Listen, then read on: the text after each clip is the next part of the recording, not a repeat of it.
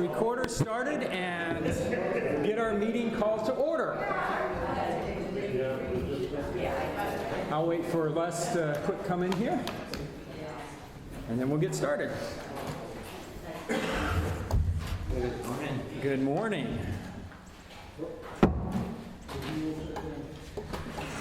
Okay, it is officially 10 a.m. We'll call to order the July 20th, 2024 meeting of the Lake Lemon Conservancy District Board of Directors. We do have all but one member present, so we do have a quorum. We will start with public comments. Anyone wishing to address the board is welcome to do so. I do request that you please leave your comments to 3 minutes or less. I'll give you a signal when you're about 30 seconds, and then when you get to the 3-minute, I'll give you a fist and ask you to please wrap up your comments if there's anyone wishing to address the board today. Yes, ma'am. I just would like to say we really do appreciate having these summer meetings here. And I know you're having 2 this year versus 1 last summer, right? I think. That's correct. Yeah. You know, is there a possibility like next summer we could have like May through August out here?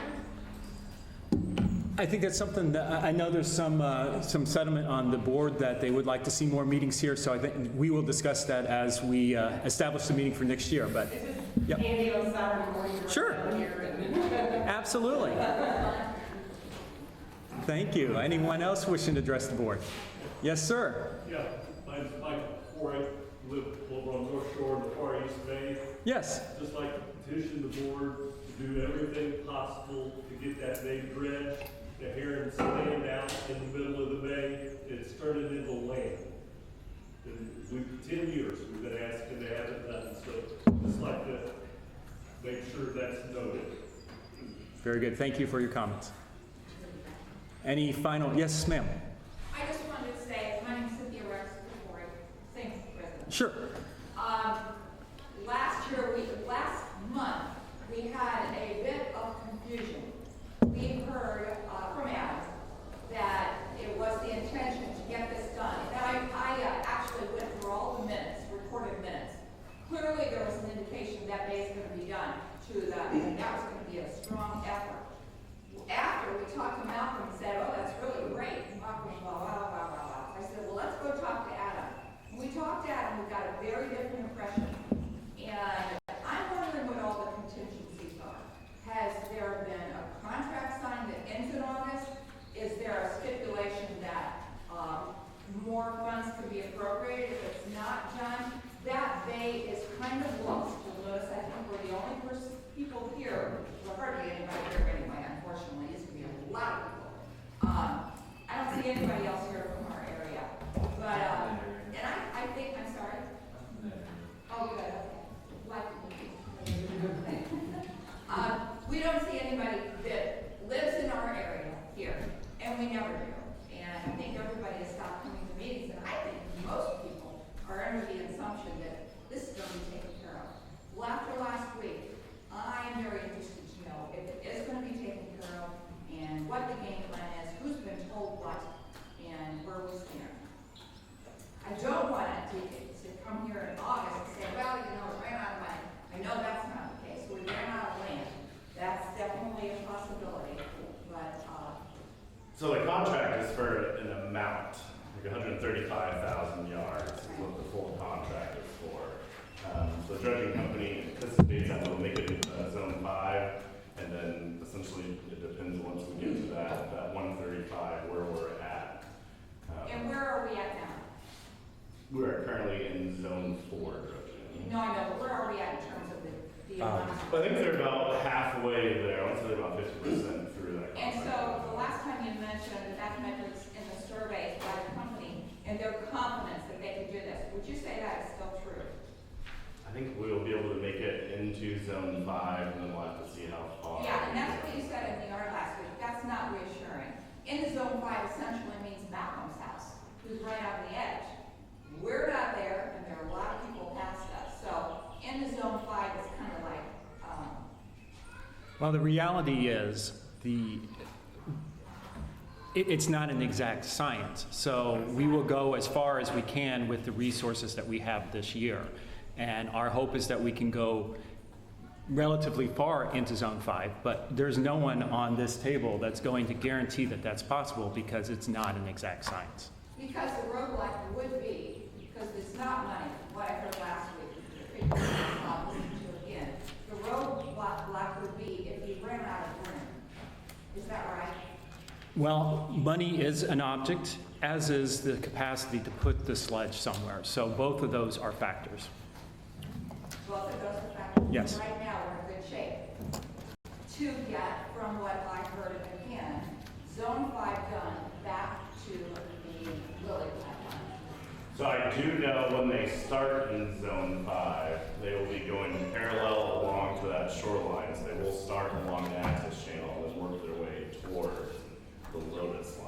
So whatever they do get will be directly connected to that access channel. I'm sorry, would you say that again? We'll start where and go where? They're going to be starting parallel along that access channel when they get to Zone 5 on the east side of Eidolon and then working their way east. So everything that they do get done will be connected to that channel. Okay, well, I hope you can pull it off.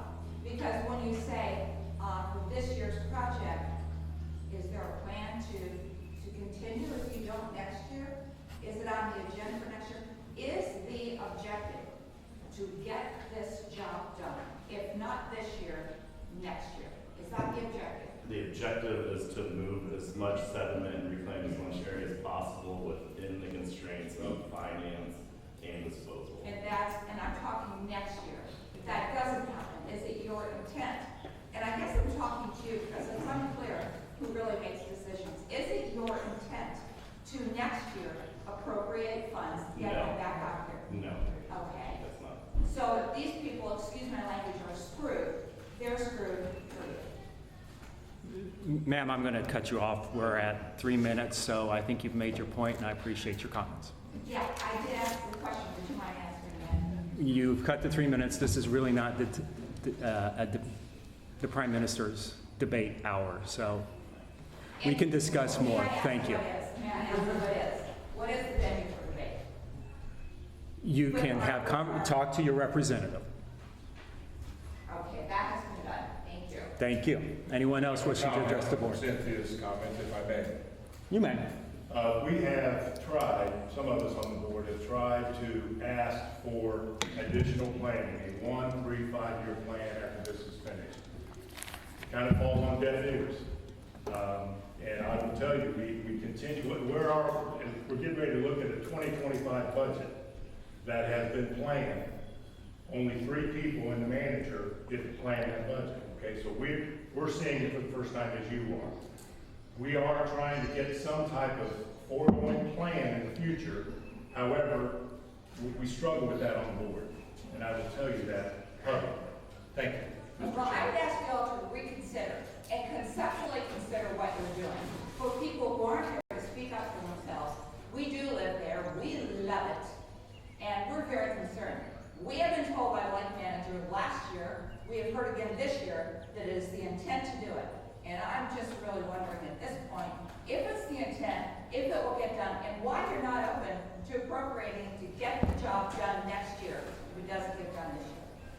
Not saying that we're not open to appropriating, but we also have to have a place to put it. Your lake manager said no. Well, it ultimately is the board's decision. Okay, good Can I to know. weigh in too? Thank you.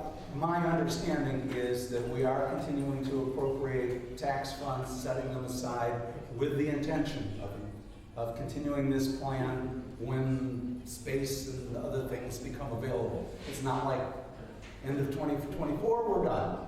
Correct. This goes on forever, but we have to do it in a wise and prudent manner. Okay, you guys are not on the same page. Perhaps, but You are not on the same page. And you're not speaking as a thoughtful board who has a decision about the lake, and you've made a decision and you're following through on the plan. I don't see that. I'm sorry, I don't see that. And as a homeowner, that causes me enormous concern. Duly noted. Thank you. Anyone else wishing to address the board? Yes, sir. Me? Mr. Chairman, or Adam, I'd ask you this question. Robert Steele, I live over in District 6. So this conservancy have a charter or a constitution or something in writing that shows the obligations of the conservancy and obligations of the landowners that we can get a copy of and read? It's on the website, so yes, You do have one? yes, and it's on the Can I website. get a copy of it in the office? Sure. I can send that to you. It's the district plan that was approved by the courts. Thank you very much. Any final comments? And if not, yes, sir. Just a comment from several board meetings ago, there was a general consensus that it'd be a good idea to load resolutions that have been passed over time by the board on the website for people to look at. Just curious about the progress on that.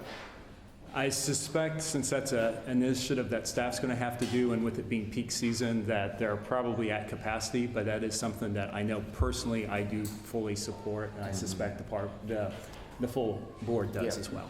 It was mentioned that that would be a good winter Yeah. project when it came up last summer, fall, whenever that was. I still think it's an excellent idea, so thank you. All right, we'll move on to our next agenda item, which is approval of the June 22nd, 2024 board meeting minutes. Do I have a motion? I will so move. Second. Moved and seconded. Any discussion, edits, changes? Seeing none, all those in favor signify by saying aye. Aye. Opposed? Any abstentions? Motion carries. Next item is Brown County Sewer Update. Clint Studebaker from the Brown County Regional Sewer District. Mr. Studebaker, are you here? I am indeed, thank you. Awesome, thank you. A little boring. Hey, Clint, why don't you come up here and face that way you're using mine? Do we need the mic? Well, you may not, but some people speak louder than others. I'm gonna lay those there. Thank you. Yep. Welcome. I don't know, how many were here for June last year? Anyone? Several people? Okay, good. It's been a year since I've been here, right in this spot, which this is, I agree with whoever said you gotta have meetings here. This is a good place to have any kind of gathering for the neighborhood. What I wanted to do today is answer questions, but first let me give you an update on kind of where we're at with the project that the Brown County Regional Sewer District is overseeing. 4 or 5 years ago it's been, Russ Herman and Frank Oven, never get Frank's last name, Van Overmeyer. Close enough. Close enough. But anyhow, those two guys came to me with the idea that a project got to get started with respect to sanitary sewers for the area which both Frank and Ross were living, Chitwood area, and then the one right by the beginning of the causeway where Frank lived. That got Brown County RSD very interested in the idea of what could we do in the way of installing sanitary sewers to eliminate issues with respect to septic systems that were either not available, which I know is the case with some, there's pump and ball problem still going on by several homeowners, or septic systems that were in some sort of failure. So we started looking into that and seeing what we could do. We developed a project that we call the Greater Bee Blossom Sewer Project, and it essentially runs from Woodland Lake in Brown County, which is east of Bee Blossom, all the way to Lake Lemon and into Monmouth County on the north side. That project gained a lot of momentum. We started getting funding. We developed a relationship with the Indiana Finance Authority through the State Revolving Fund. We most recently received about a $2.1 million, it's a grant in essence, but it's also known as a forgivable loan, from SRF to begin the engineering, detailed engineering work, all the way through construction documents for the leg from Helmsburg to Bean Blossom, not the leg yet from Helmsburg to Lake Lemon, separate piece of the project. The reason we had to do is that the overall project is somewhere in the neighborhood of $40 to $50 million to bring a brand new sewer system, none exists, from Bean Blossom area to Lake Lemon, and the wastewater treatment plant capable of handling the flow of all of that. That turned out to be a relationship that we developed with the Helmsburg Regional Sewer District. Helmsburg has an existing permitted small wastewater treatment plant that's very much in need of restoration, renovation, even replacement. So as they began to look at their problems, it became obvious to them they needed more flow to make a treatment plant a viable option for Helmsburg, which is exactly what we needed. We needed a treatment plant to handle the flows we wanted to bring from both Bean Blossom and Lake Lemon. So a relationship formed. That's done. We have a memorandum of understanding between the two regional sewer districts, which, by the way, are municipal entities. They're governmental entities. Quite a bit of statutory authority given through the Indiana Code. So, Project now stands where Helmsburg also got a forgivable loan from SRF to expand their treatment facility or the Bean Blossom flow. We're seeking now to go back and get additional funds for, one, Helmsburg to expand that design to make it bigger yet to accommodate Lake Lemon. And we're going back looking for funding for coming to the west of Helmsburg to Lake Lemon. All of that's in the middle and is at a stage now where it's never been before. We've also gotten Monroe County interested in the issue because we're dealing with Bean Blossom, with Brown County RSD as an entity with responsibility for all of Brown County not already covered by an existing utility. And there are only 3 spots in Brown County that have an existing utility. The Little Burg of Helmsburg, Nashville, and Norfolk. Those 3 areas have an existing utility, but the rest of the county does not. That's similar to what Monroe County does as well.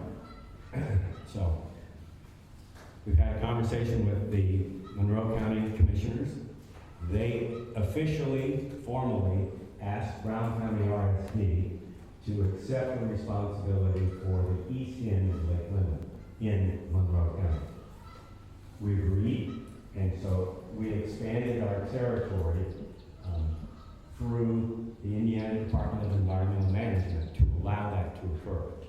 That gives us the authority to then now take a look at Lake Lemon. When we get this first eastern end piece done, we're going to do the same thing for the rest of Lake Lemon. Monroe County has already talked to us about the idea of, well, would you be interested in assuming the responsibility for all of Lake Lemon? And my answer is, you bet, I do. It only makes sense to have a single service going to a single plant versus worrying about whether Bloomington's going to reach out and build a plant up here to the western end of Lake Lemon. So that's all in the middle. There have been several pieces that have been agreed to that allow us to continue the work that we have ongoing. There's a couple other things that are going on that are of interest, maybe. One is there's a group called the Bean Blossom Watershed Management Plan, or the Lake Lemon Watershed Management Plan. Is it Bean Blossom? Yes, that one. Which is a kind of an update of a piece of work that was done, I think in 2008, I believe is the date, where the Hoosier Environmental Council developed a watershed management plan for all of the Lake Lemon and Bean Blossom area. This effort that's going on today is an update of that service, and we're participating. Adam, you're in that. Yeah, I'm in Ross. Ross, you're in it. Good. We're going to do some water samples, and they'll be looking at things that are already identified that we're plugged into, like a sewer system, like an improved, expanded wastewater treatment plant. We're also in the process, by the way, of trying to get additional sampling done in Brown County for human versus animal E. coli differentiation. And we're doing that in order to help some of the naysayers that are out there saying, oh, you don't need this, what are you doing that for? Our sewer, or our septics are just fine, even though I don't have one, it's just fine, leave us alone. And what we're finding is that previous sampling work that we've done, there's a lot of E. coli in the streams that feed into Lake Lemon, and there's a primary source of it called humans. That does not come from just somebody taking a hike and having nowhere to deposit except in the stream. That doesn't happen. It's coming from poor or failing septic systems or non-existent septic systems. So we're doing additional sampling this summer for that purpose. But I think the big question, so all that's just background. The big question is, well, what's really going on to service Lake Lemon? Over the past year, we've been working with the federal agencies trying to get funding for this project through federal appropriations. And I can report to you now that we've actually got that. Partially started. We, working with District 9 House of Representatives, Congresswoman Erin Houchin, he has worked with us through the course of a good year here, developing the idea, understanding the idea that we're trying to bring forward of needing funding for a major project to serve Lake Lemon. She has agreed finally to all of the details of that and has submitted a $3.7 million appropriations request through the House of Representatives. That's the first of about 5 stages necessary to get federal funding. It made it all the way through the House Appropriations Committee. It's now sitting in the Senate, and the next step is the Senate Appropriations Committee will have to approve all of the items that came from the House, and ours is kind of number 1 as far as Indiana is concerned. And if the Senate approves it, it then goes to the President for signature.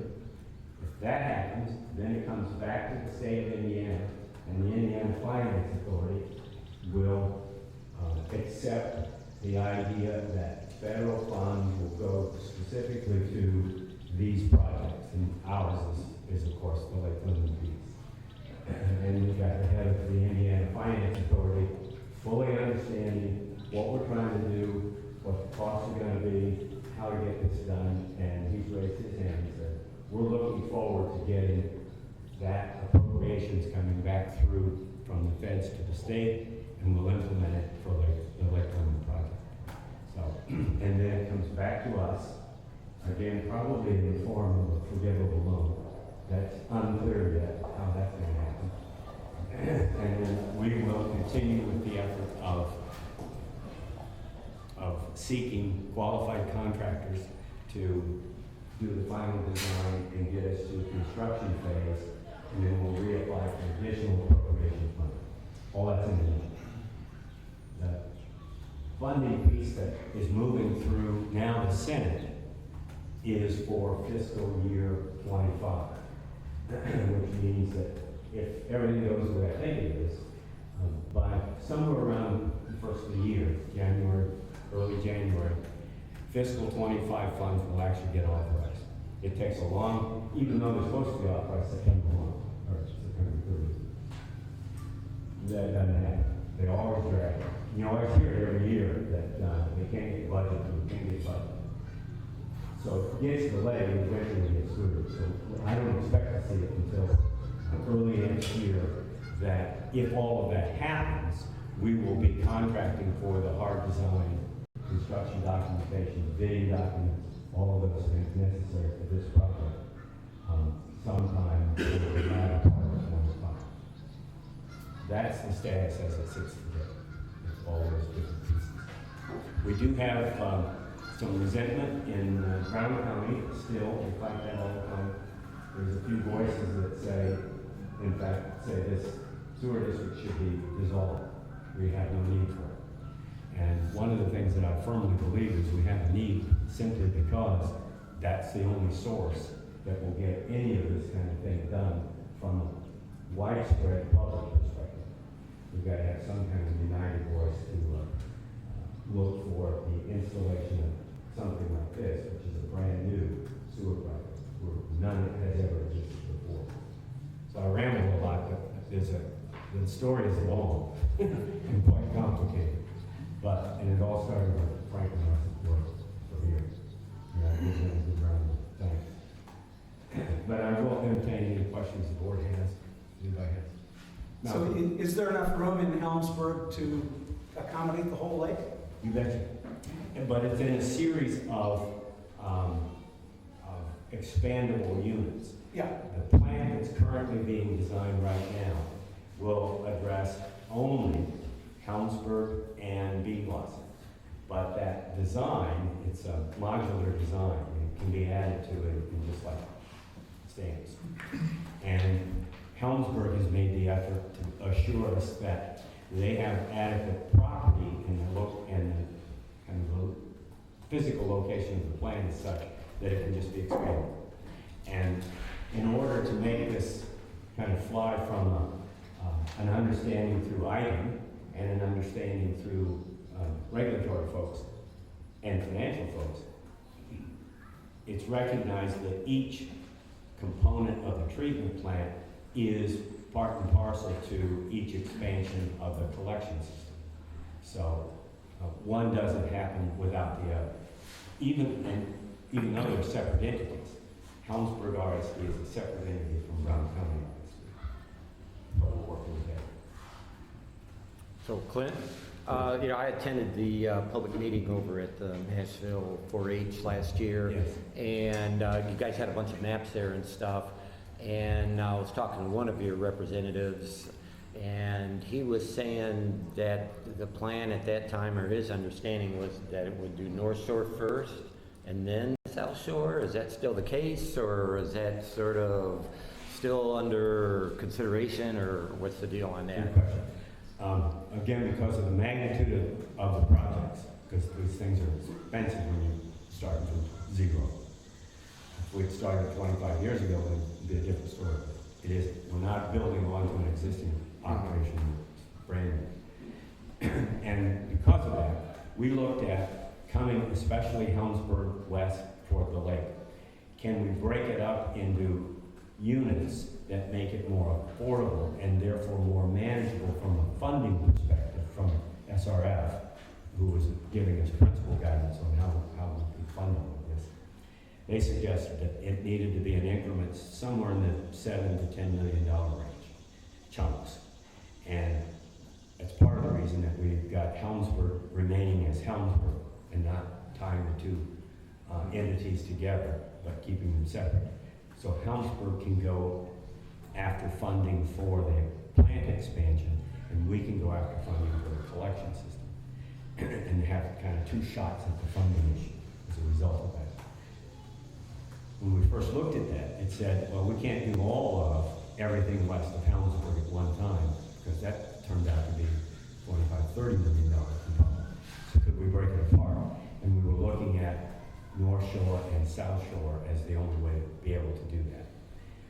We've got to get from Helmsburg to the junction where the railroad, State Road 45, and North Shore takes off. That junction right in there.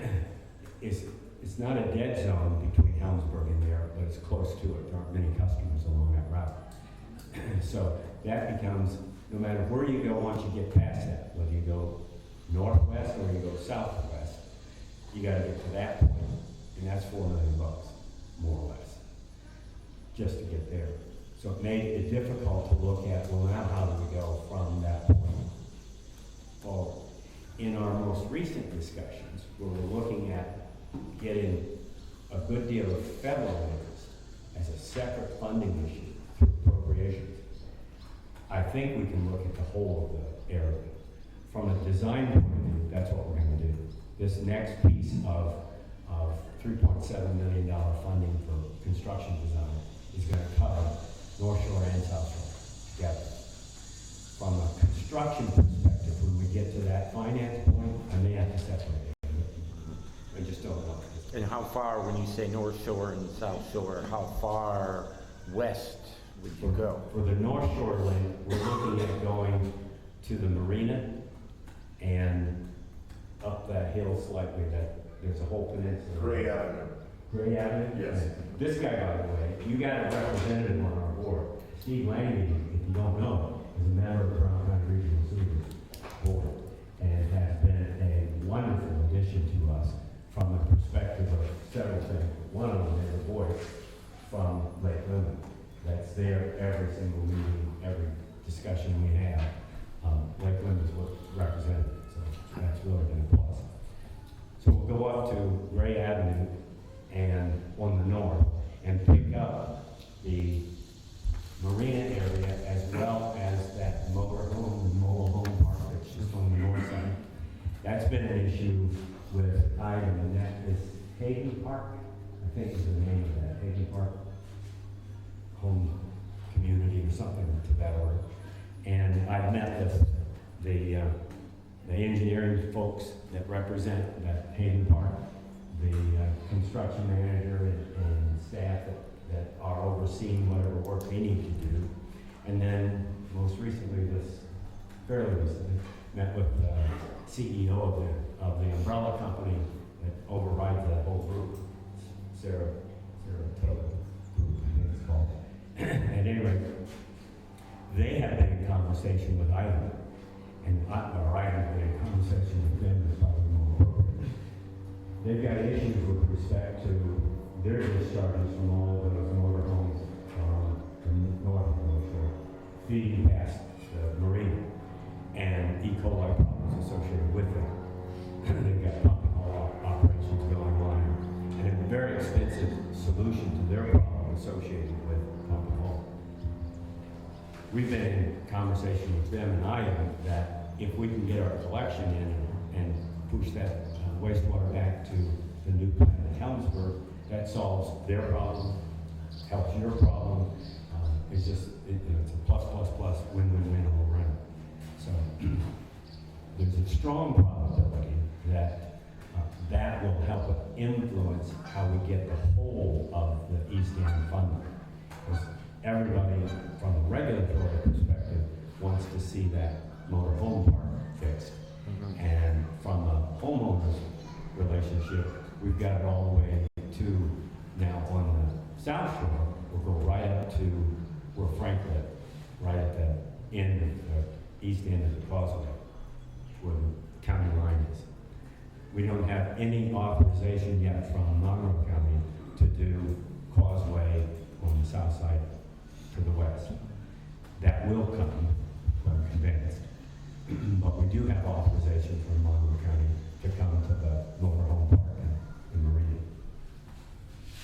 And part of that is that the marina itself is in the Conservancy District.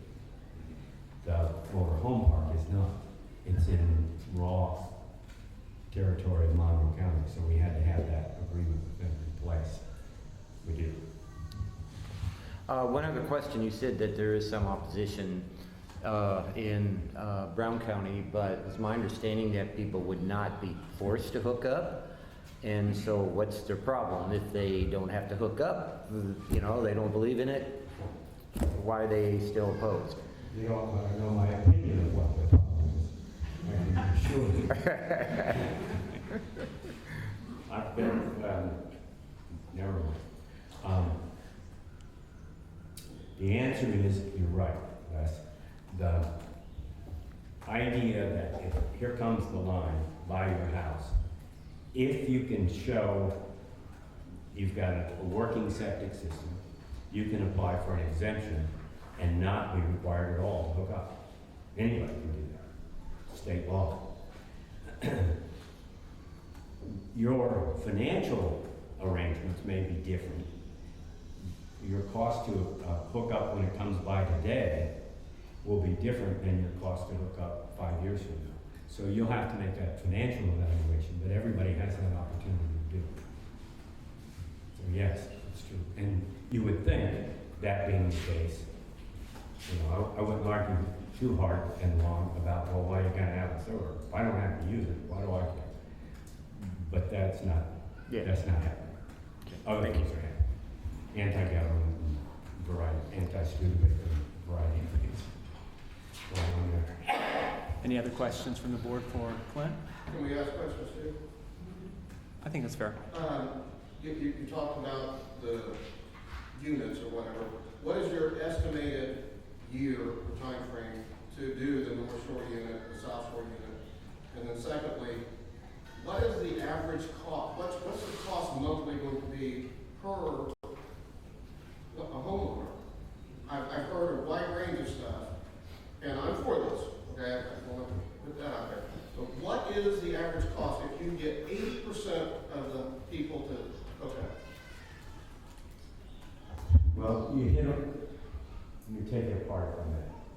The last comment you made, if we get 80% hookup, that's a critical number in the calculation of what final costs are going to be to operate the system, and therefore the cost to the customer. If it's 80%, that's going to be a totally different number of cost of operation than if it's 95%. And that's just simply based on what that means, number of customers. If we're looking at 800 potential customers and 80% of them are in there, that's 640 customers. If you're looking at 90%, just do the math, just ratchets up. And so it's very important to us when it comes through, if most people who are looking at the system coming past their house decide to hook up, that lowers everybody's rate immediately, simply because you're distributing your cost of operations across the simple.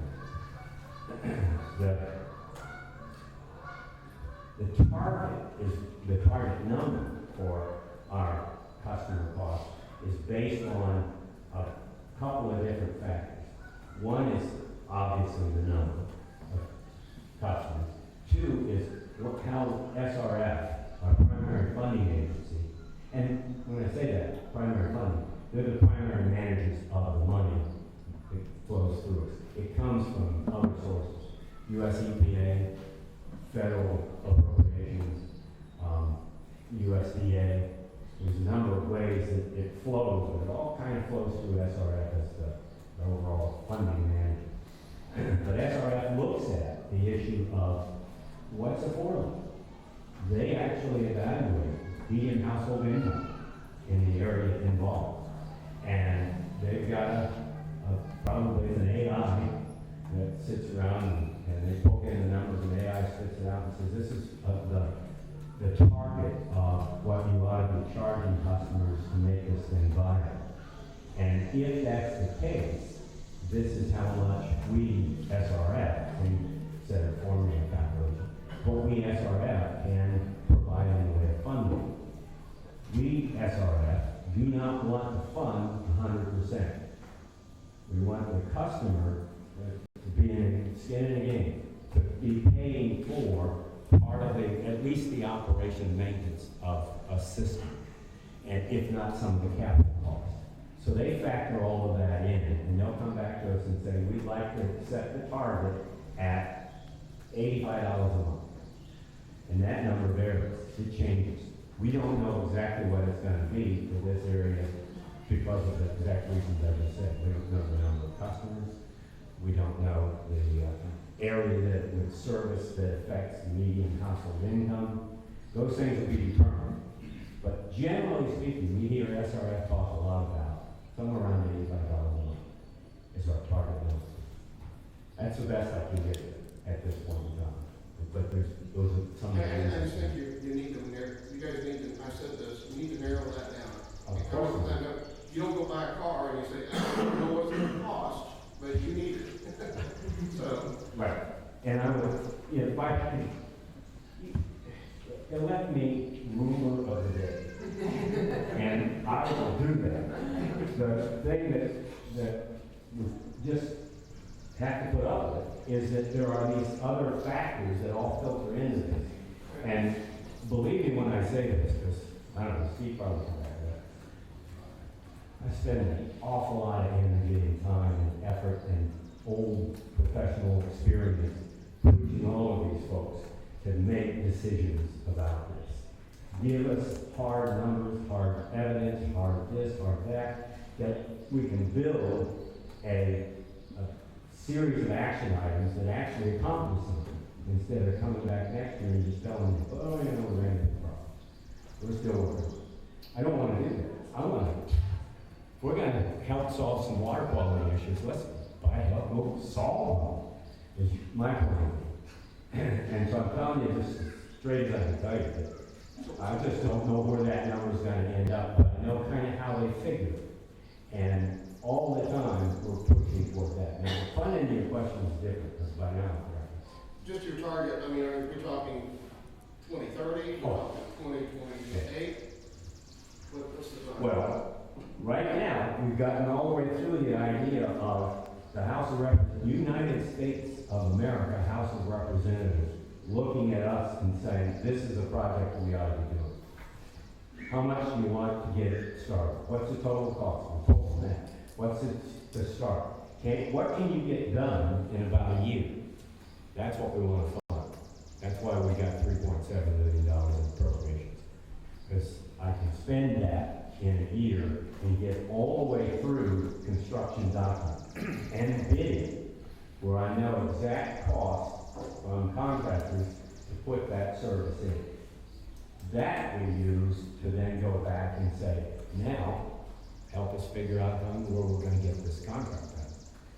What kind of funds are available and who's going to get it. So we'll go back to that negotiation just as soon as we start the engineering. That's fiscal year 25. So to answer your question about timing, my hope now is that we're this far along in that cycle that we will be doing hard design and maybe finishing hard design by the end of 2025. If that's the case, we will have gone into fiscal 26 with our construction estimates. At the time that we'll know at least a rough idea what those construction estimates are going to be. Seeking, again, large pool federal money to do the construction. And as soon as we get a cap of that, it's going to be a spade in the ground. In fact, I'm going to push it to the finish. Thank you. So that's the best time to move. I mean, if you ask me a question, you're going to get an answer that's long. Thank you for the update. Yes, absolutely. Yeah, thanks. I think it's an important effort that will greatly benefit the lake, the Conservancy District, and our residents. So thank you. I hope so. Oh, yeah. Don't want you to fall there. Get me out of the loop. Thank you, Clint. We'll move on to the treasurer's report. Debbie is not able to make today's meeting, so I'll turn it over to Adam to provide a review of the June financials and then going into the report of claims for June. I would just like to say I'm happy for the reaffirmation for everybody that when you're dealing with water quality and pollutants, nothing is cut and dry with the planning and efforts and financing that go into them. All right, we'll go ahead and jump into the June financial update. As of the end of June, our Cumulative Conservancy Improvement Fund had $103,000 in it. Our total cash holdings, including that fund, are $1.8 million. Aside from that $100,000, the rest of that is our general fund budget. In June, we had $574,000 of income. That's primarily due to our Monroe County and Brown County spring tax settlements. We brought in $479,000. In June, for the tax settlement, which is just over 50% of what we will bring in for the year, we also brought in $35,000 into that Cumulative Conservancy Improvement Fund, which is kind of an earmark for capital improvements around the park and infrastructure. Aside from that, our biggest drivers of income were watercraft permits and park admission fees. Again, the total $574,215. For our expenses, the total was $33,000. Aside from salaries and seasonal labor, approximately $2,400 of that is for buoys around the lake. We continue to replace those, and this year, compared to most years, I think it's just a game going on of how many buoys we can run over. A lot of these buoys just look like whales hit by ships out there, all over the place getting chopped up. So that was one of the biggest drivers there from the operational side. Total expense $33,000. Our park admission fees are up for the year by about $2,700. When you look through the financials, this year we did split out the income line items, $4,100 and $4,105, which would be our dailies and annuals. So we are up $2,700 total for park income. We're right in line with our boat sales as well as watercraft permits. We are, at the end of June, there's a $32 difference between last year and this year. And we do have a big closeout at the marina coming, so I think once we close that, we'll actually be ahead in watercraft sales, even though it's been a pretty calm year on the water, it seems like. With our sediment mitigation, so far we have paid for $128,000 of this contract, which is right at $995,000, just under $1 million for this contract. So we still have over $800,000 that we will be paying for the dredging contract. Their first billing was primarily mobilization, and we have paid for the May dredging, and we just received the June billing and their dredging numbers to go along with that. So I'll get sent off to the engineers for verification. Do you have any questions just kind of on the June financials? I'll get into some more of the project financials when we get down to the dredging update. If there's no questions, I'll move on to the May report of claims, the allowance of vouchers. Nothing too out of the general here. We did have a $2,100 charge for replacing and repairing a water line that went to our gatehouse. We actually had an underground leak and had to bring in leak detectors to find that and dig it up and replace piping. So we did have $2,100 in the ground repair, seeding, and gravel replacement on that. Signs and nautical markers, again, $2,100 to buy replacement buoys around the lake. And the rest are kind of general charges. We did have $1,100 from Young Trucking for stone after we placed that asphalt to kind of grade around the edges of that new asphalt. Who's Heath Keddy? Heath Heddy, he is the 10,000. fireworks contractor. Oh, okay. Yeah. So there are questions on the May vouchers? Do we have a motion to approve the vouchers in the amount of June. $12,964.82? So moved. Second. I think I heard Les first, so he'll get the second. Any additional questions or discussions regarding the claims? Seeing none, all those in favor signify by saying aye. Aye. Opposed? Motion carries. Move on to the manager's report. I'm going to do a hybrid of the A and C's on here. So over the winter time, we did present a preliminary, essentially 3-year plan budget of raising money over the periods of 3 years and being able to afford projects. At those times, one of the biggest things that we needed to understand at that time was how effective dredging is and the capture of sediment there, how fast it's filling in. Not only are we trying to reclaim ground, we're trying to consolidate where that sediment settles out at. We have performed the bathymetric of the work that was done in 2022 and 2023. So we have gone out and received the sonar data. That has actually been sent off to our engineers. So what we'll be able to tell from this is how quickly that area is filling in, if we're increasing the amount of sediment that's going to be there, and essentially how long these projects can last. So that was one of the biggest missing pieces as far as getting the time and the ball us down and affecting us to make sure that it's worthwhile, which we'll need to continue to dredge forever, but to help kind of gear the operations. So that data has been received, it's been sent off to our engineers, and I'm hoping by the August meeting I can have that information so we can look at how effective that capture area is and really how long these kind of projects will need to go on. One of the biggest factors for the project moving forward is where do we put the sediment. We have been talking with the people that built the South Shore Upland Basin across in Little Africa. And in order for it to clear that out back to its original setting, you're looking at close to $1 million in trucking unless we can find something very close. So it's incredibly expensive to move sediment on land.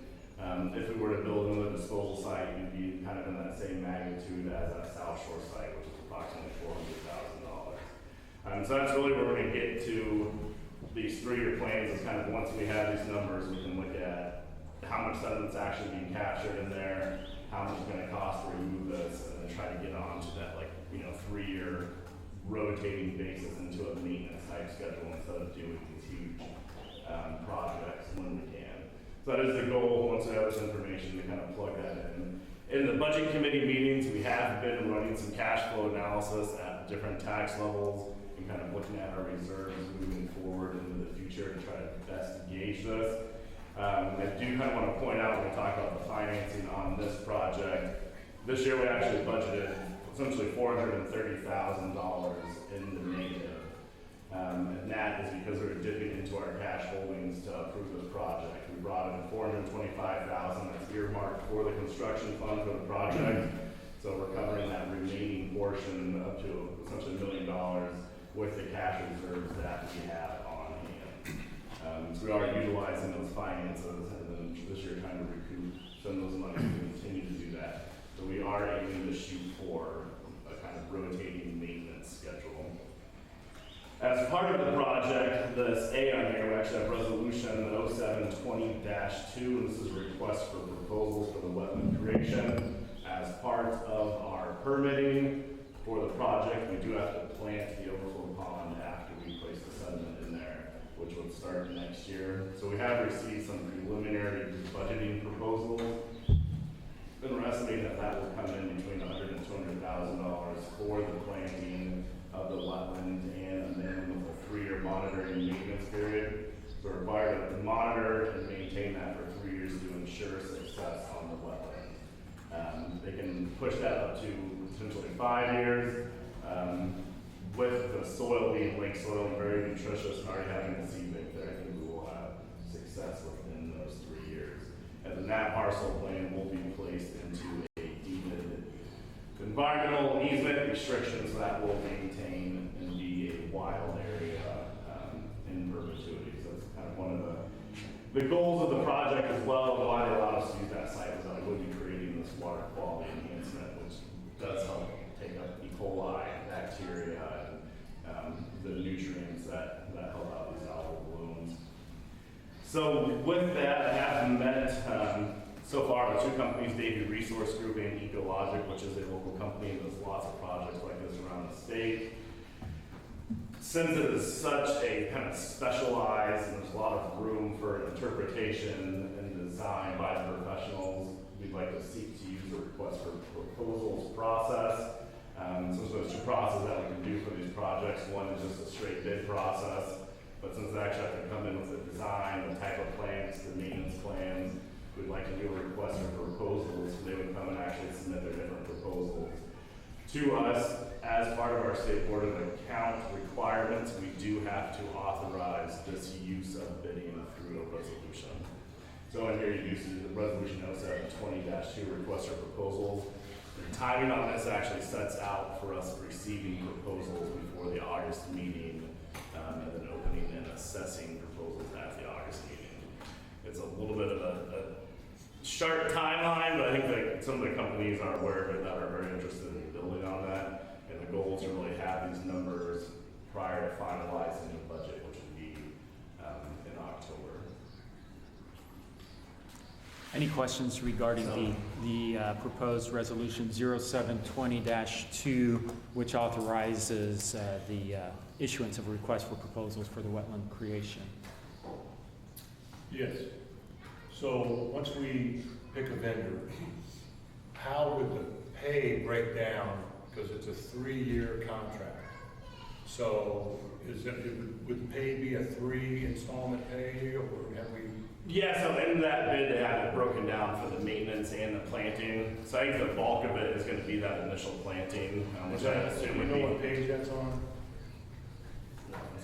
I'm sorry, I glanced through the 80 pages, but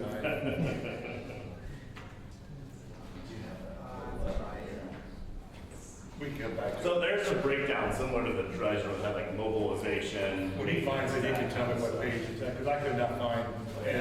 You know, my concern would be, and very good job on the proposal, on the RFP, but my concern would be is that they maintain it properly. You know, obviously, you've got a certain amount of cattails that are gonna be in there, a certain amount of different species, and that's my concern. Obviously, it's in my district, so I'm, you know, pretty concerned on how that's gonna look and smell. Yeah, and I will say too that the requirements for the maintenance are set out in our permitting from I can't believe you're gonna get somebody to bid it, you know, because of all the restrictions. But I know someone will. Yeah. Yeah, they will, and the companies are pretty excited. on We're that. still around $200,000, is that the guess? That's what we're budgeting there. The first proprietary or budgeting proposal that we received from Davie Resource Group was actually right around 110,000. And he said that was like a bare bones, meeting the standards, and then nothing beyond that. And then Ecologic was actually very interested in doing it because it's such a high profile, visible area. And they do a lot of stuff around IU, and I think Michael Flitzing has worked with them as well at the Carmel Clay Parks and Rec. So they are a very good company for the design. You have a 17-acre wetland there, Michael? We don't have a 17-acre, but it is a company that, both the companies that are talking to us currently are very reputable. So that gives me a lot of optimism regarding responses for this. It looks like section 6.1, they're supposed to itemize the monitoring. I do think it would be valuable if we ensure that it specifies what they anticipate the monitoring expense would be for each of the three years that we may be required to do so. But You're saying 6.1 on that page now, so that would be the breakdown of payment? yeah, it should have. What we need to do is make sure that they provide that, because that's going to be very helpful for us for a budgeting perspective. With the Davie Resource proposal, from what I remember, the bulk is up front for the planting, and then I want to say it was like right around $10,000 per year for that monitoring. So out of that 110,000, about 30,000 was for the monitoring over that 3-year period. And that seems pretty accurate. I mean, the biggest portion of the expense is going to be the actual creation of it. The monitoring isn't nearly as costly, so that's logical. And I'll specify in that request for proposals that we have, giving a little breakdown and how that would be spread out on the maintenance. Thank you. And then remind me, when would it start? So they would plant, they'd probably start in the spring. It'd be a 2025 project. So Yeah. planting would take place in 2025, and then year one of our 3-year minimum monitoring would be 2026. So they would start in the spring of 2025. Okay, and then is our dredger gonna have to do any additional prep work? Because I mean, they need it to be a foot deep, right? And I know that we had the issue of it building up on the one end, turning into land, which we really didn't want, you know. I guess my question is, are we sure, or is it in the contract that the dredger has it ready for them to come and do their thing? Yeah, so as part of the dredging contract, all the material has to be below our normal pool level. They have brought in their marsh buggy, the swamp buggy, that's actually an excavator on pontoons, and is in the pond now.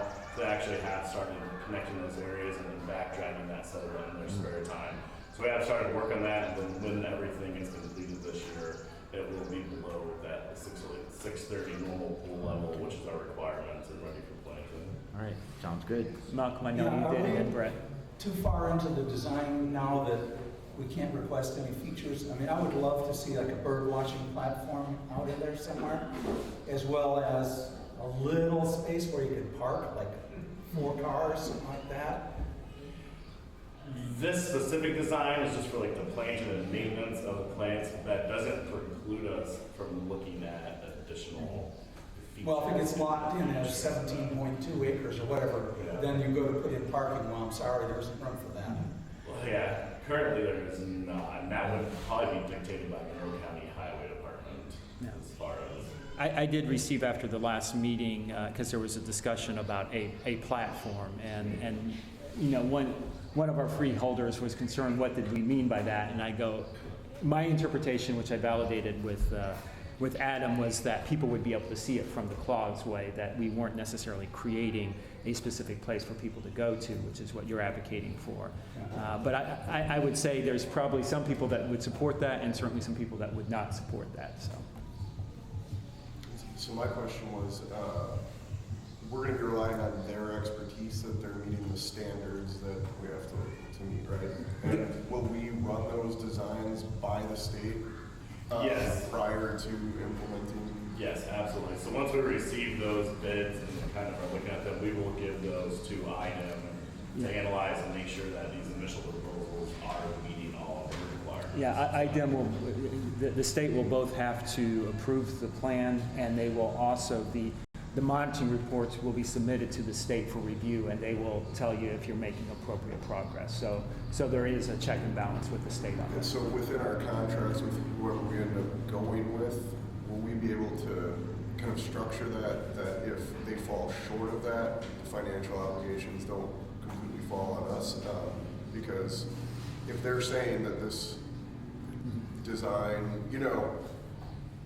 Typically with these, we can look into that, but typically as the property owner, there's an inherent risk that when you're dealing with nature, not everything works exactly as intended. So usually, now if they are negligent in what they're doing, obviously there's recourse, but if there's not a clear negligence, the reality is that it falls to the property owner based on our experience with my projects. And then after the proposals are when we would enter into that contracting phase. That's one nice thing about the request for proposal process is we get these, we can select the entity that we want to work with, and then we can get into that contracting and negotiation phase.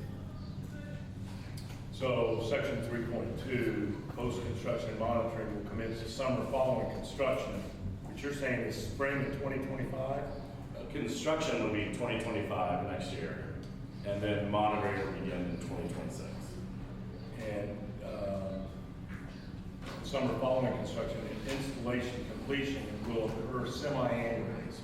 So we're going to inspect this thing semi-annually. Is that the goal? That's my understanding. I think that's pretty much dictated by the state. Thank you. Any additional questions regarding the RFP and authorization to issue? We'll have these by August.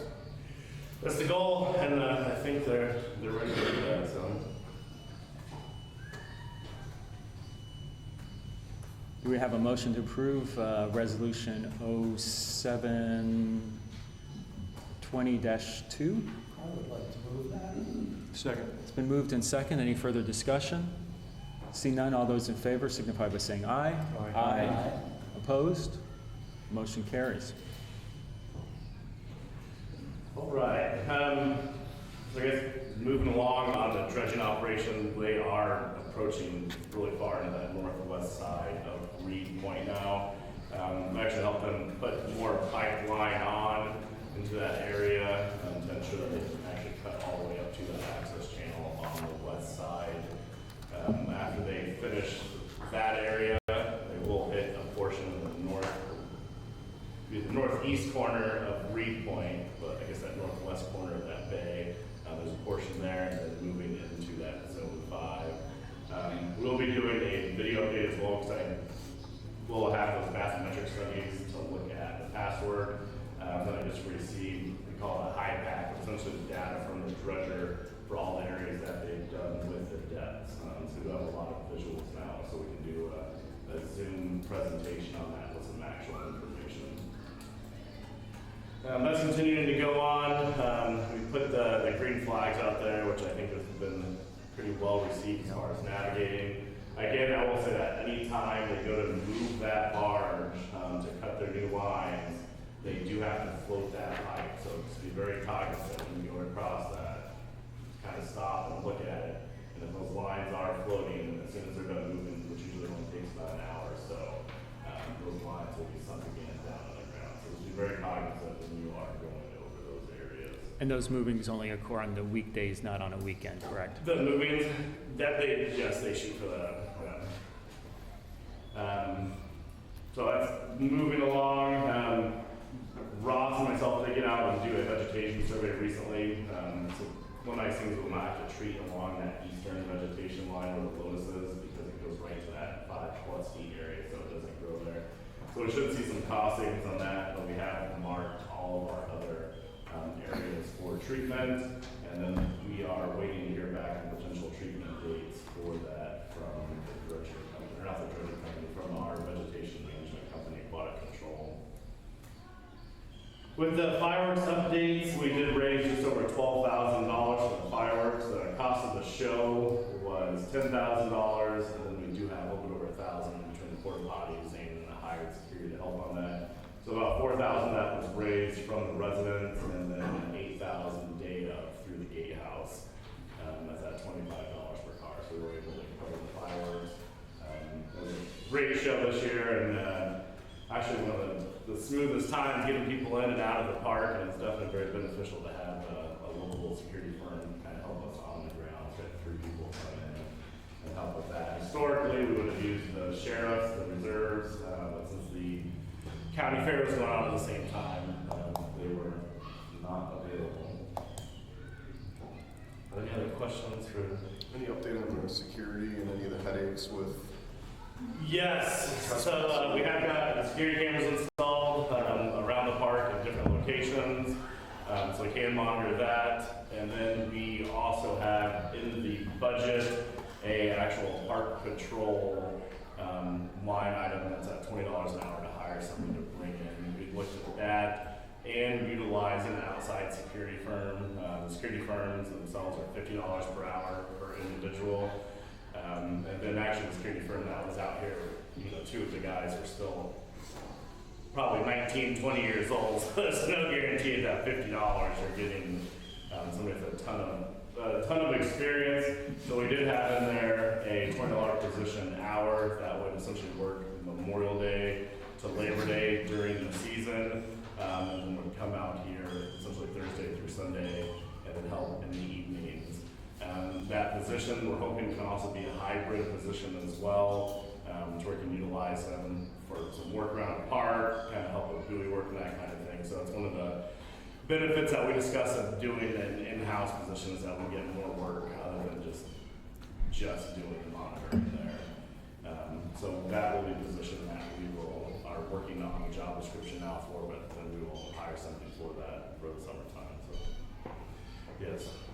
So going back a couple topics here, I just want to say how jazzed I am to be able to look out across the point and see a dredger north of me. Okay, and I just want to thank everybody that's had any hand in that. It's been years in the making, it's been a lot of work, a lot of effort, and it cost a lot of money, and I just appreciate all that. And I don't believe, of course, that these are the freeholders doing the people of the East End a favor. We need to do this for the lake. I mean, to preserve the lake instead of 50 years, 200 years, But it was very expensive, very contentious, and everything else. And so I just want to thank everybody that's had a hand in it. Thank you, Malcolm. All right, there's no questions on that. I think we can move on to the first proposed budget discussion. Yes, let's move on to 2025 proposed budget. And this is the first of several discussions regarding the budget. So I think it's important to note that, yes, this is a budget as proposed that is prepared by the executive committee with the officers working with staff. This is for discussion, so it should not be viewed as, oh, this is guaranteed as to what's going to happen. That's part of what this discussion is about, is to first present it and then have several months for us to review to determine what's going to be in the best interest of the Conservancy District. So with that, I'll turn it over to Adam. All right. Correct, yeah, we have been meeting with the budget committee, which is the board officers and myself. As part of that, we have been continuously discussing the need for a plan and information that we need to get into this maintenance schedule. So that's why we have been looking at the cash flows, why we press to get that bathymetric data to our engineers, just so we can assess all this as we move forward. So at the beginning of the budget, in your board packet that was online are the actual Excel sheets. And then there was one that's here, which is essentially just the expenditures, and that's our budget form as presented by the state through their system.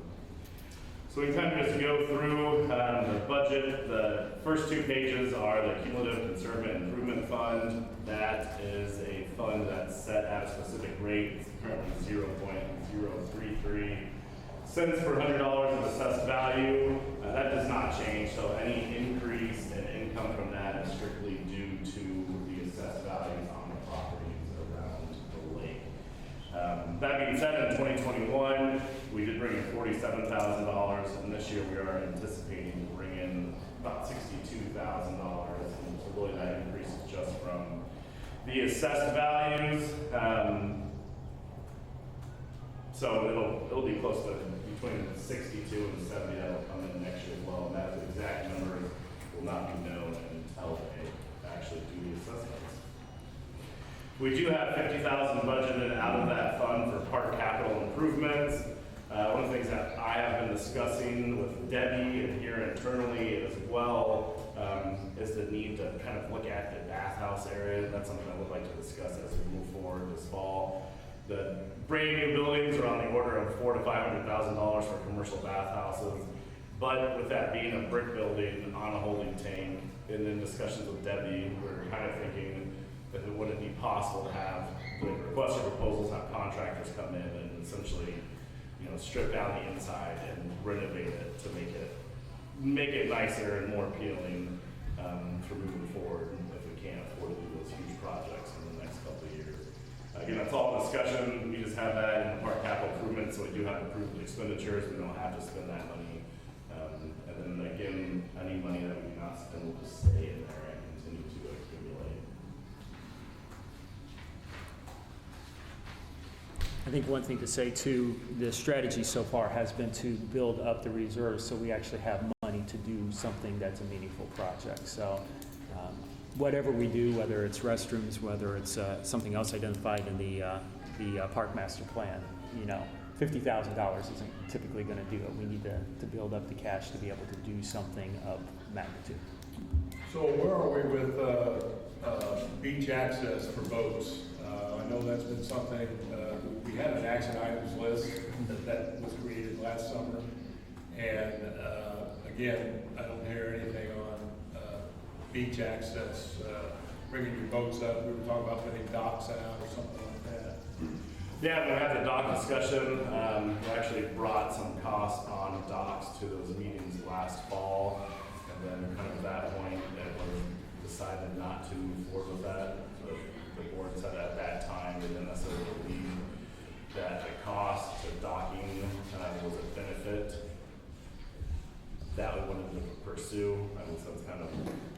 So I think it's something that as we go through these discussions, we need to evaluate, what our priorities are with regard to the park capital project. So that's, for me, part of this discussion as we consider the budgets.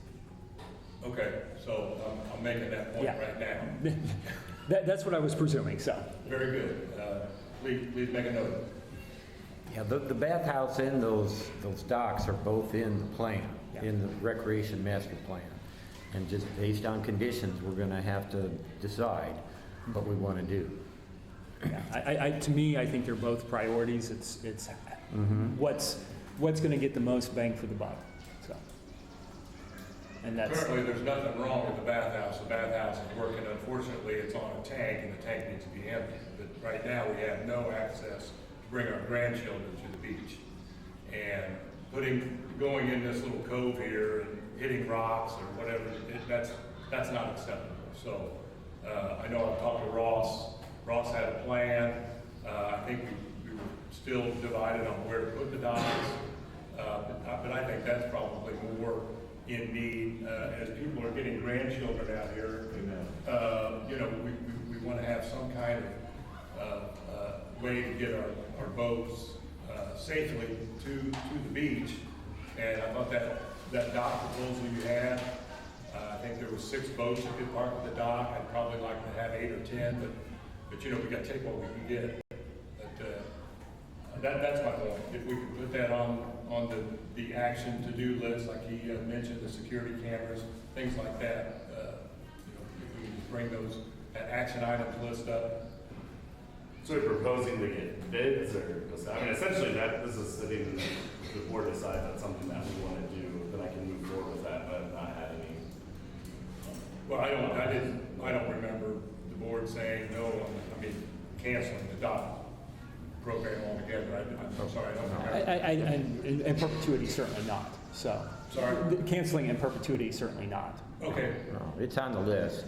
Okay. And I think you actually had some estimates, right? Yeah, no, we brought estimates to the board from a couple different vendors at that time. and at the end of discussion, we were talking about putting names on the docs so we could get money. I mean, I would put, you know, my grandchildren's name or Bill Relvin's name on the dock just to get, you know, some money to now, the problem is you can't engrave in Trex. So, you know, we would have to have something else, you know, other than the composite material.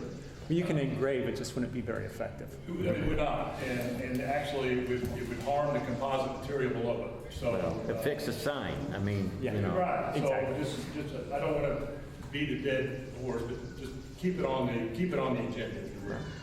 I agree. I think it's needed and it needs to be on there with the bat pile, you know. Should we discuss re-looking at those costs as we're looking at the budget and see if we can put it on? I mean, I remember last time we talked about it and we actually looked at the numbers, it was just, if I remember correctly, it was, we were weighing the benefits of the most people on the lake at the time, and there were other things that we were just, the budget was tight, and it was sort of decided that that was gonna benefit not as many, but, I mean, we're at budget time, so Right. we need to relook at that, because that got brought up at the end of the year, and, I mean, it was, So what I would propose, if the board is amenable to it, is that for our August discussion, we have some orders of magnitudes as to, I think the two highest priorities for this park are, I mean, one, the boat access that's being discussed right now, because that's something that serves our freeholders especially. And then the restrooms serve both the freeholders and the visitors to the park. So, but I think we look at orders of magnitude of that, and we have an honest discussion as to what we're going to prioritize. And I mean, and when I'm saying orders of magnitude, it's like, what do we realistically think they're going to be? I'm not going to guarantee those prices, but saying this is probably what we're doing, and then we can make an informed decision. yeah, and if we could, I mean, if we could have rough ideas, like if you talk about the contractors, you know, there, because obviously, like, that does benefit non-freeholders more, Right. but if this is an attractive place to come, it's a source of revenue, so I mean, it may pay for itself quickly if those, Right. you know, come and low, so. I think it was right around like $60,000 for the dock is for those that was under there. I think if nothing else, we can get a picture of that. We can assume that if it was 60,000 last time, it's probably going to be at least 3% higher than that, 3 to 5% higher than that. But at least gives us orders of magnitude as to what we're discussing for, and an idea of what we can get for that. And then I think you're probably right. A facility is probably going to be around $450,000. So for a new restroom facility, At that's least the dock is generally modular, so we can do a stub. yeah. We can do a Two boats phase. can park, and then the next year you make it so you park 6 boats and so on. Yeah. And then after August as well, generally you can reduce the budget, but you really can't increase the budget once you start getting into the public hearings as Yeah. well. So in that park capital improvements, under the cumulative conservancy improvement fund, we have $50,000. I mean, what we can always do is bump that up to $100,000 with the intent of getting bids for the docking and the bathrooms. And then kind of decide from there. That way we do have like allocated expenditures and those line items. And then if we do not use that, Walk it back. yeah, then we can walk it back. Which, are we agreeing to sort of formally address this at the next meeting, as an agenda? I think so. That way we all have some thought, and also have some information to make that decision based on. All right. Keep moving forward for our general fund budget. We'll go through the revenues first. Firstly, the special benefits tax. There is no proposed increase in taxes moving into next year. That being said, as the budget sits right now, there's not a reduction in taxes presented there as well. This year we did budget over $400,000 in the negative, and we're using that money out of our cash reserves to complete the project this year. So currently the finances earmarked for the construction account are equal to $425,000, which is pretty much what we budgeted in the negative this year. And then at that level, as we've been discussing our cash flows and then looking at the bathymetric data, we do kind of believe in the discussions with the budget committee that that would be at a level that would allow us to essentially save money and every 2 or 3 years come in and do a project. So as we get these numbers and details, we can fine tune that kind of maintenance schedule. I think it was kind of the general belief of the budget committee that at these levels we should have, you know, pretty sustainable cash flow moving forward for projects. So brings me to another point. So where is the budget committee on keeping the large barge and push boat? That's already been authorized for sale. Okay, are you going through Butch Evans or? Butch said he does not want to do it, so we will have to do a bid process for So that one. when we maintain these dips in the lake as we're digging, I think one of the fishermen told me it was 18 feet deep off the maintenance line to the west. And as those holes fill in, I mean, we could certainly use the large barge and the push boat, rent an excavator, and dig those out periodically, and keep those open so that they're sediment traps. And I don't know. I guess I don't know why we would be selling the equipment when it's still useful for the lake. I mean, so the big barge is useful in like the channel access and around docks, but when we're looking at a 40+ acre area in the lake, the highest efficiency is going to be doing that hydraulic dredging. That being said, I know one of the people interested in buying the barge is McCulloch Dredging, and they were even talking about potentially leaving the big barge on the water if they were to go through that, and then they could just bring the push boat instead of mobilizing the entire barge and do private work. So this fall, we'll put that out to a bid, and then that would be one of the proposals that we would consider is if they are going to keep it on the lake. It's the barge plus the boat, though. Yes, It's a package. It's the barge and the push boat. Yeah. So what does Butch Evans say that's worth?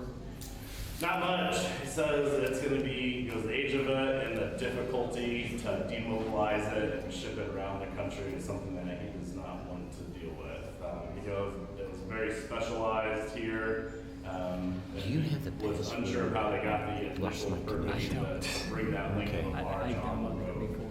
Oh, yeah, I thought I should have done He does not believe if we can have the benefit of somebody purchasing that barge and then keeping it here to come back and do annual private work, I think that would be one of the biggest benefits. But So if a company, I'm gonna throw this out there, if a company were to buy the barge and the push boat, would the lake allow them, and I think you said, the lake would allow that company to keep that barge on the boat, or on the lake? yeah, I think that would be a big benefit. And then the lake would allow that company to use our disposal sites. Yeah, correct. Okay. Is there, Yeah, okay. is there another You want to start a company? creative way to like hold it and lease it to a dredging company that was interested in doing that? I mean, if we're not gonna get that much for it, would long term we get more from leasing it? I mean, so there is a process for that. We essentially have to bid out, do request for proposals, again, saying that we're gonna lease the barge like we did when we used that as an anchor. That would be a possibility to look at doing that and then see if the I don't know company much was about this. interested in. Yeah, I know that the McCall is one that's been showing the most interest, and he's probably not interested in the push boat for his other barges, but that's why he said it'd be very difficult to demobilize the large barge and get it off the lake. That would be a request or proposal process to see if people would come in and utilize that. One of the issues when we talked about that with before is the maintenance of it. That barge is built in 2000. an age on the motors and on the push boat. So if we do lease that out, I mean, ultimately, we would still be responsible for the maintenance of that equipment. Weighing up everything. Yeah. So,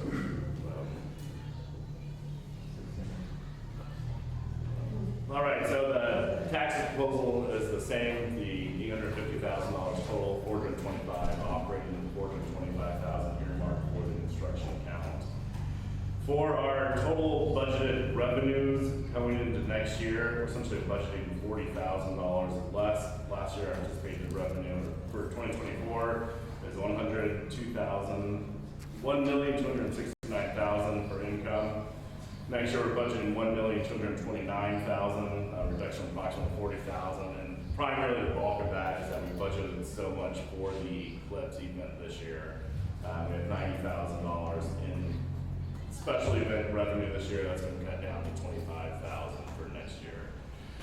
We did end up grossing, I believe it was around $27,000 off of that event, which I don't know who reads the Herald Times, but IU lost over $1 million on the event. So I think our positive revenue stream off that was pretty nice. I think they were down like $1.4 million that they lost on that event. So I think we did pretty good bringing in that up for $20,000.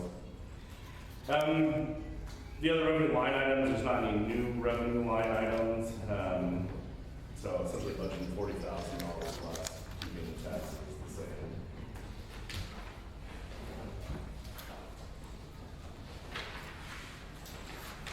Moving on to the expense budget. Moving on to expenses. First, we have our wages and salaries. There is a new position, 6100 Park Patrol. This has been budgeted at 552 hours at $20 per hour.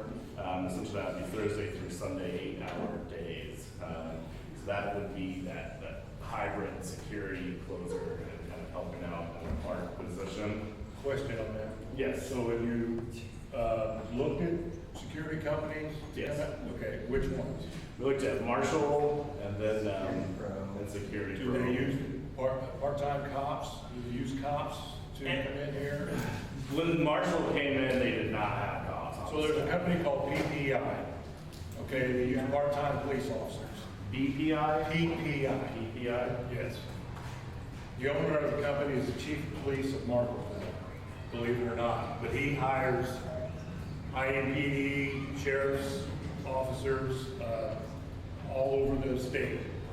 And they pay him anywhere from $35 to $50 an hour, depending on the event. I work for him, but I only do Colts games.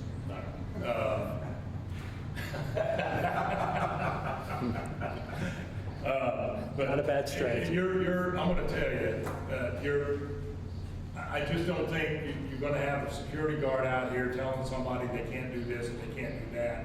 Now, obviously, yeah, they can call the police, get the police here, but I mean, you would be better off having someone who has the knowledge and experience of what a police officer has when they're going to be to tell people they can't do a certain thing. When you tell someone I'm going to take you to jail, that pretty much tells them that they can't do that anymore. So that would be my recommendation. Spending $20 on again, I don't know these people, these marshals, but I do know the people I work with, and they would come out here and they would patrol. Mike, are you able to wear your uniforms when you do those type of work? Absolutely. Absolutely. And they have full, I mean, that's the whole point. yeah, and they have full jurisdiction then, right? All over the state. They can cuff them and I have stuff. jurisdiction all over the state of Indiana and beyond. But yes, the statute calls for jurisdiction in the state, and they'll have radios. So, I mean, you know, they can get back up. It's not like I got, I'm having trouble, I got to call Adam, Adam's got to call the cops, or what, I don't even know the procedure.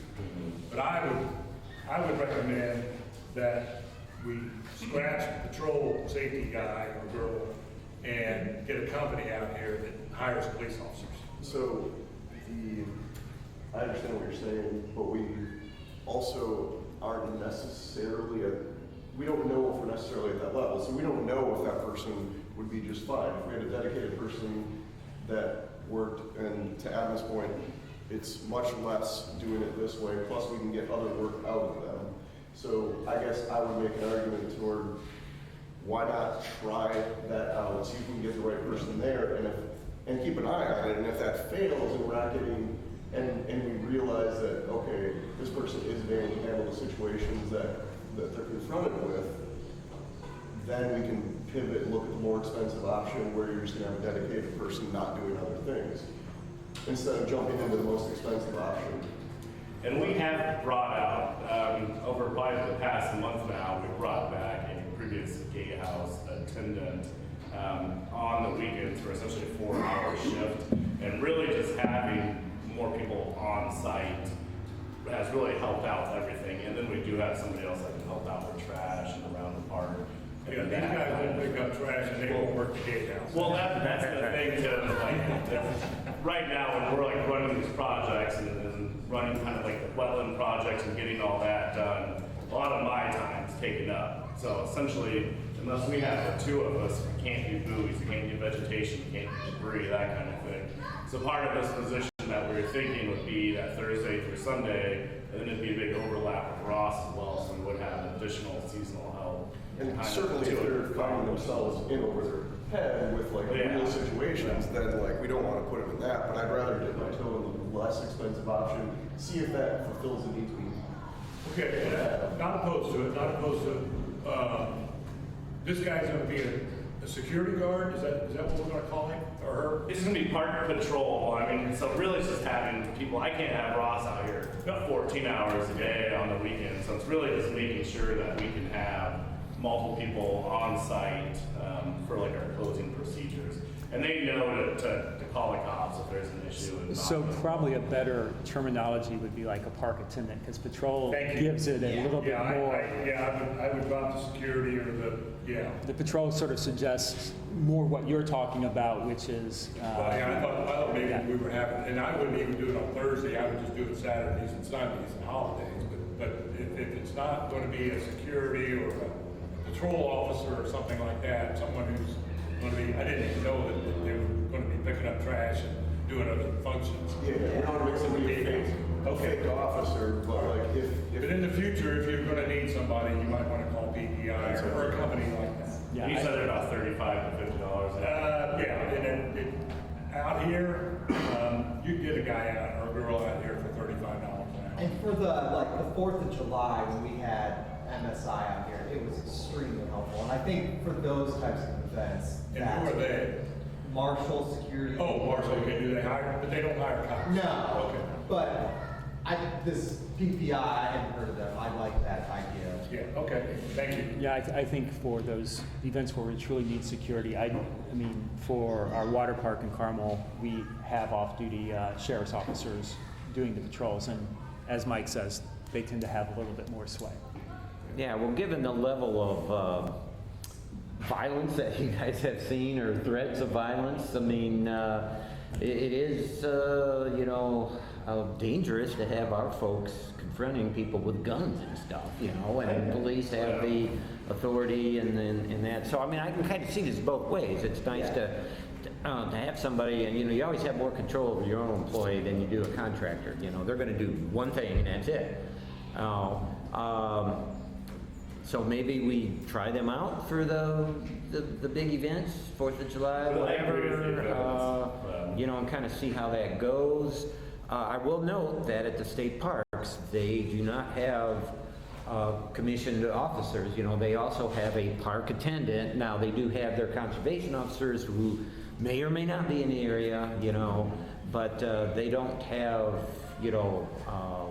real live cops doing their thing, and they do the best they can, I guess, and same kind of deal. If it gets out of hand, then they call enforcement. The difficult is that some of the incidences occur like at 2 p.m. on like a Tuesday.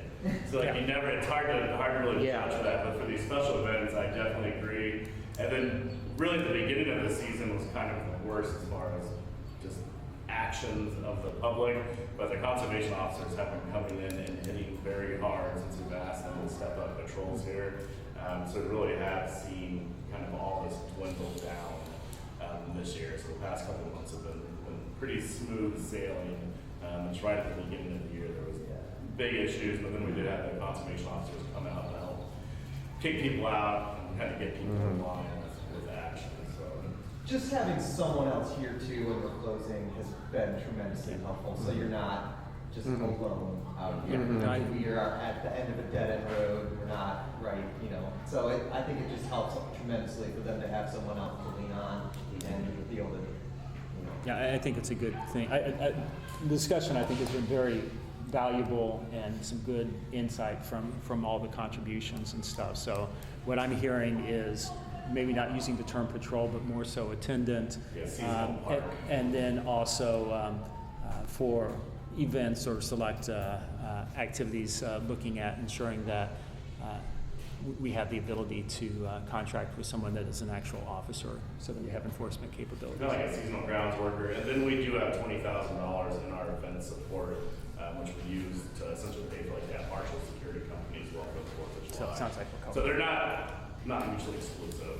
You can definitely bundle them. With the equipment operator and push foot operator, we have used the salaries, and in a couple of years, Ross and myself in the springtime have been doing the debris removal, so we did drop those down to zero to help pay for and offset the cost of the seasonal park worker, and then potentially any security that we can bring in.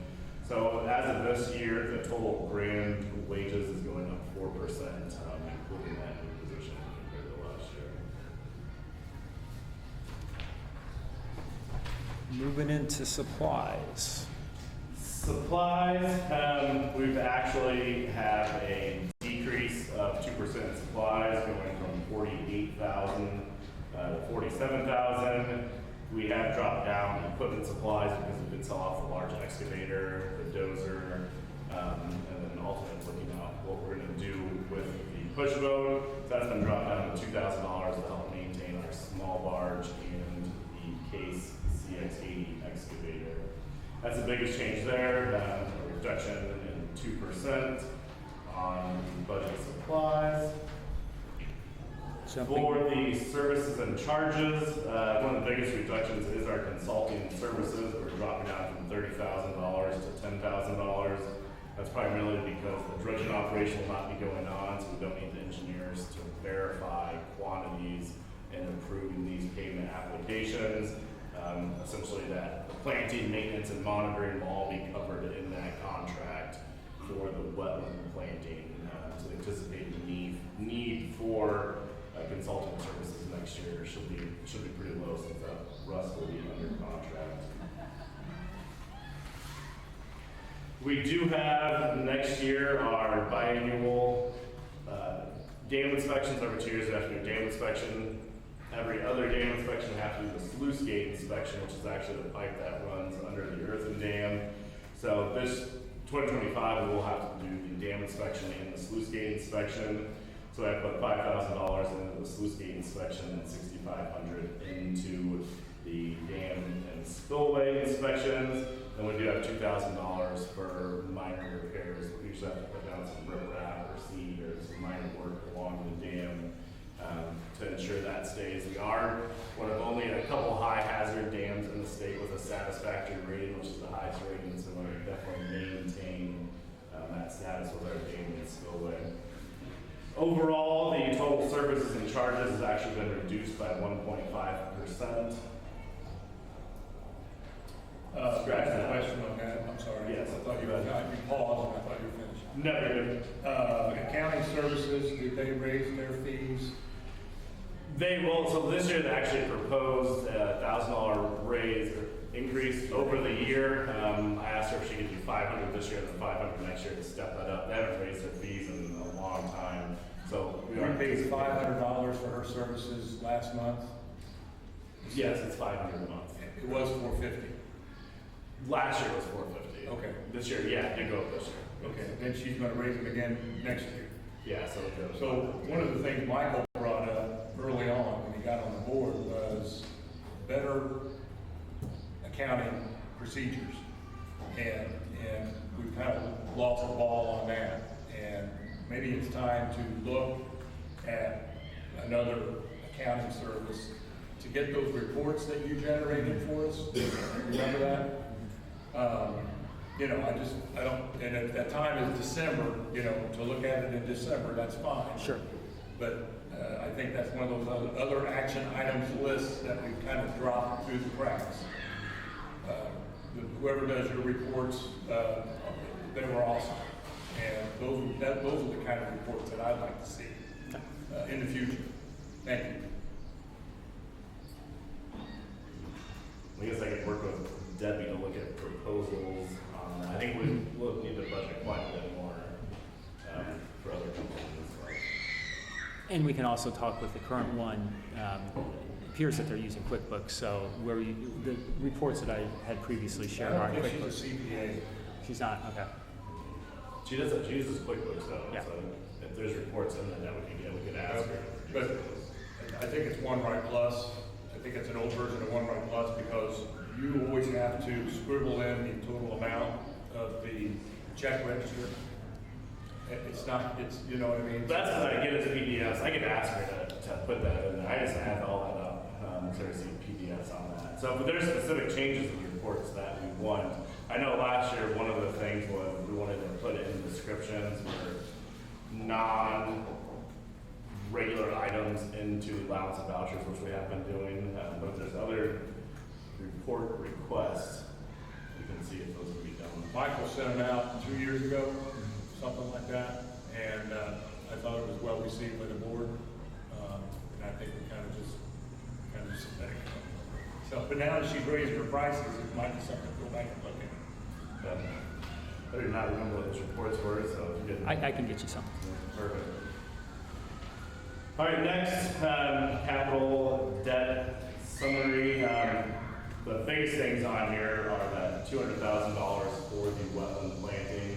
Again, we think that would be the higher end of that, which would include the planting, maintenance, and that 3-year monitoring program.